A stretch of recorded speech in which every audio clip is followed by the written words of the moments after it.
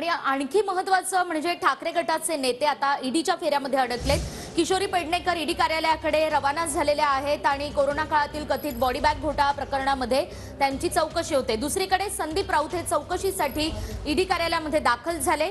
कथित खिचडी घोटाळा प्रकरणी संदीप राऊत यांची आज ईडी चौकशी सुरू आणि संदीप राऊत हे संजय राऊतांचे धाकटे भाऊ आहेत। कोरोना काळामध्ये कामगार आणि स्थलांतरितांना खिचडीचं वाटप केलं जायचं, मात्र यामध्ये घोटाळा झाल्याचा आरोप संदीप राऊत यांच्यावर करण्यात आला। तर आपण पाहतोय ठाकरे गटाचे हे 3 महत्त्वाचे नेते सध्या ईडीच्या फेऱ्यामध्ये आलेले आहेत। आपण पाहतोय किशोरी पेडणेकर या ईडी कार्यालयाकडे रवाना झालेल्या आहेत आणि कथित बॉडी बॅग घोटाळा प्रकरणी आज त्यांची चौकशी होईल। तर दुसरीकडे ठाकरे गटाचे नेते संजय राऊतांचे भाऊ संदीप राऊत यांची सुद्धा आज ईडी चौकशी।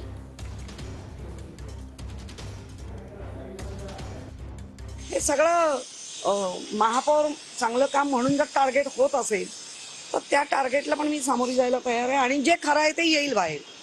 कारण मी कुठलाही कधी आयुक्तांना म्हणा किंवा कोणालाच मी कधी असे दबाव टाकले नाही आणि असे दबाव टाकून जर आयुक्त काम करत असतील तर मग आता तर नगरसेवकच नाही, मग दबावावरच काम करतायत की काय?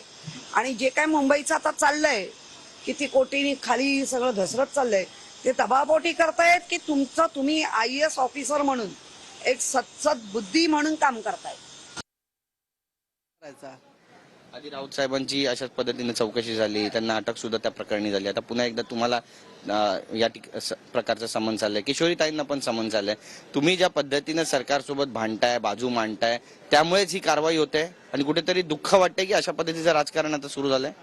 आता कारवाई आमच्यावरच होते, तुम्ही बघताय, मीडिया बघताय, जनता बघताय। शेवटी तुम्ही रामाचा जप करता, रामाचं नाव घेताय।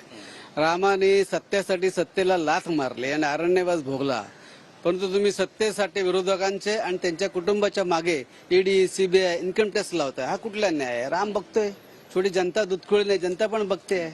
लवकरच 2024ला तुम्हाला कळेल, याचं उत्तर तुम्हाला मिळेल।